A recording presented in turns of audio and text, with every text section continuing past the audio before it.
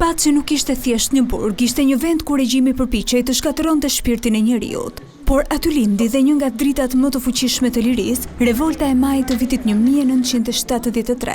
Nën këto kujtime, ishi dënuari politik Lek Mirakaj riktheu sot për jetimet e tij nga burgjet e diktaturës. Nuk është qesha ne që vujtëm, po si popull duhet jemi krenar që prodhum ato dy momente historike. Revoltën e Spaqit dhe Qafës Bardh.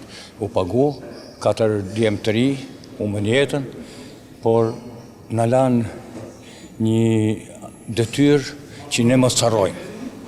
Se po harrum është, si thosh, paradhome e përsëritjes. Mirakaj veç ndjesive të asaj periudhe ka edhe një kërkesë për të gjithë të mbijetuarit që janë ende gjallë.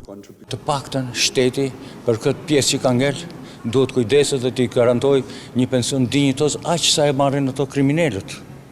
Ato që i torturojshin këto njerëz kanë pensione speciale, kurse burgosur jetojnë me një pension minimal. Po ashtu, Autoriteti për Informimin mbi dokumentet e ish sigurimit të shtetit prezantoi sot krijimin e një platforme digjitale, një arkiv moderne që dokumenton historinë e kampit të Spaqit dhe të burgosurve politik nëpërmjet dokumenteve zyrtare, dëshmive gojore, hartave, intervistave dhe materialeve edukative.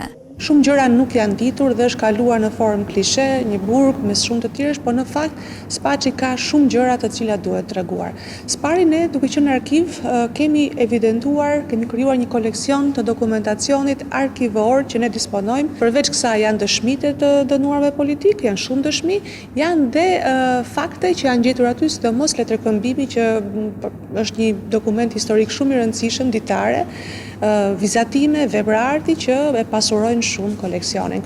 Kjo faqe e cila është aksesueshme nga çdo kush, është e konceptuar si një mjet ndërgjegjësimi dhe edukimi për brezat e rinj, duke sjellë të shkuarën në gjuhën e teknologjisë së sotme.